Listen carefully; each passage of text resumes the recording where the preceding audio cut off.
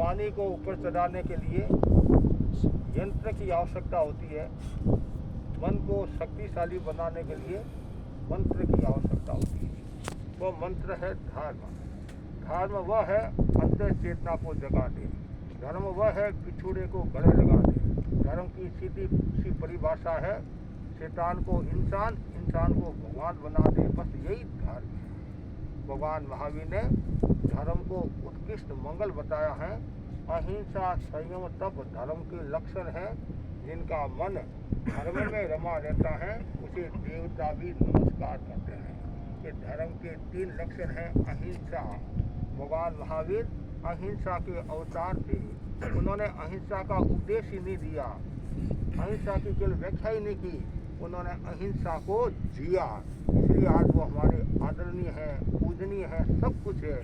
तो भगवान महावीर की जो अहिंसा है, ये अहिंसा सब घरों में आ जाए, देश में आ जाए, विश्व में आ जाए, अनेक वैश्विक समस्याओं का समाधान हो जाएगा। जहाँ अहिंसा है वहाँ मैत्री है, करुणा है, दया है, जागरूकता है।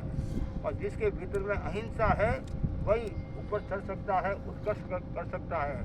और जिसके भीतर में अहिंसा नहीं है वह अपकर्ष को प्राप्त होता है, रसातल को प्राप्त होता है और नीचाई की ओर आता है, नरक की ओर जाता है।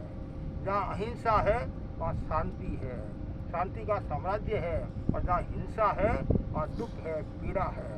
हिंसा से कभी शांति नहीं होती है, अहिंसा से शांति होती है। और जो अहिंसा की साधना करता है वही ऊपर चढ़ सकता है। दूसरा है संयम। हमारे जीवन में संयम का विकास होना चाहिए। संयम कब होगा?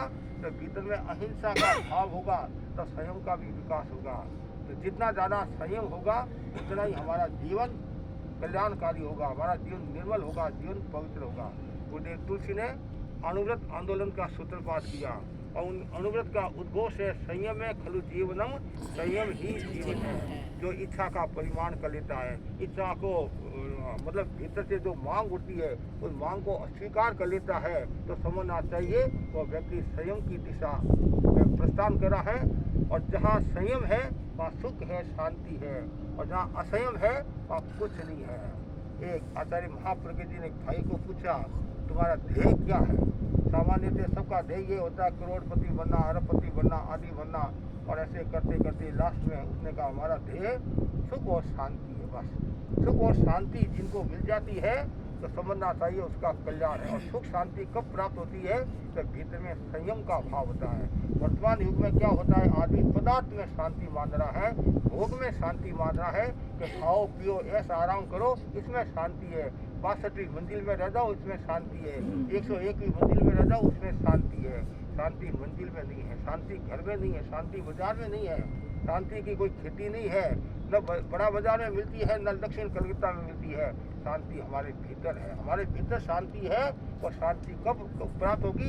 जब व्यक्ति इच्छाओं का निरोध कर लेगा। जब भीतर से जो मांग उठती है उस मांग को स्वीकार कर लेता है, जिसके भीतर में महत्वाकांक्षा का भाव नहीं है, वो व्यक्ति शांति को प्राप्त होता है। तीसरा है तप।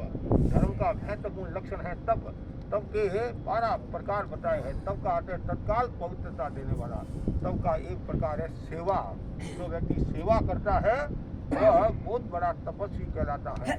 हमारे अखिल भारतीय तेरापति उपनिषद के 3 जो तत्व है, सेवा, संस्कार, संगठन। और कहीं भी जाओ सेवा तो सब जगह जरूरी है। करे सेवा पावे। आज हमारे श्रावक सभा ने कितनी सेवा की है। एक मंदिर चढ़ना भी भारी होता है, एक घर से दूसरे घर में जाना होता है तो भी स्कूटी चाहिए या कार चाहिए। और यहाँ कितनी भावना के साथ में, कितनी श्रद्धा के साथ में जो नहीं चढ़ने वाले हैं उन्होंने भी आज 62वीं मंजिल पार कर दी है। ऐसे तो 62वीं मंजिल है, ऐसे थोड़ी ज़्यादा है, 65 मंजिल हो जाती है। लेकिन मंजिल पर हर कोई चढ़ नहीं सकता है। मतलब चढ़ना बहुत मुश्किल काम है। दुनिया में गिराने वाले तो बहुत है, चढ़ाने वाले कम होते हैं। लेकिन कुछ आत्माएं ऐसी होती हैं जो चढ़ाने वाली भी होती है, चढ़ाने वाली भी होती है। और भगवान महावीर ने कहा यदि तुम्हारे को चढ़ना है और सिद्ध अवस्था को प्राप्त होना है, मोक्ष में जाना है और आगे बढ़ना है तो अहिंसा स्वयं तब की तुम आराधना कर, सेवा की भावना रख। और जो व्यक्ति जितनी ज़्यादा सेवा करेगा वह उतना ही जीवन को समृद्ध बनाएगा। और यहाँ और इतना बताया गया है जो इन तत्वों में लीन रहता है, धर्म में लीन रहता है, देवता भी उनको नमस्कार करते हैं। आज आप देवता को नमस्कार कर रहे हैं, लेकिन जो त्यागी आत्मा है, संयमी आत्मा है, अकिंचन आत्मा है, चरित्र के धनी जो आत्मा है, तो देवता भी उनकी सेवा में रहते हैं और वो भी भावना भरते हैं कि हमें मनुष्य का जन्म मिले और हम भी चरित्र की आराधना करें, परम तत्व को प्राप्त हो, मोक्ष को प्राप्त हो, ऊपर चढ़ना है। और ऐसे पहली यात्रा के अंतर्गत आज हम भी ऊपर चले गए हैं, पहली यात्रा मतलब ऊपर चले गए हैं। और जब से हम कलकत्ता में आए, जैसे संतों ने बताया, और इसके पास से निकले भी, हमारी योजना भी थी कभी वह दिन आएगा कि हम भी 42 में चले गए। एक बार तो मेरे व्याख्यान में भी कहा था, भाई हमारी मुनि परमानंद 36 तक तो चले हैं, अब 42 और 62 की योजना बना रहे हैं। योजना ही नहीं बनाई है, प्लान ही नहीं बनाया है, से भी होगी है। बड़ी प्रसन्नता के साथ आज हम आगे हैं। ऐसे तो कल मतलब प्रतिगमन के बाद तक तो कोई योजना भी नहीं थी, ऐसे पहली योजना थी लेकिन कोई नहीं बैठा।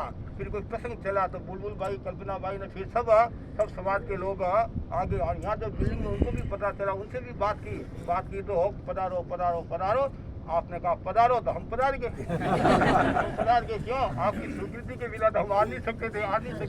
तो आज हम आगे है, प्रसन्नता। और मौसम भी बहुत हरा भरा, मतलब प्रकृति भी हरी भरी है, मौसम भी बहुत सुहावना है। जैसे मौसम सुहावना है, वैसा हमारा मन भी हमेशा सुहावना रहे, हमारा मन हमेशा पसंद रहे। और जैसे प्रकृति हरी भरी है, तो हमारा मन भी हमेशा हरा भरा रहे। कभी भी भोग की दिशा में मत जाना, असंयम की दिशा मत जाना, हिंसा की दिशा मत जाना, और हमेशा आत्मा की आराधना करना। पैसा आज है, कल नहीं है, ठीक है, एक व्यवस्था है।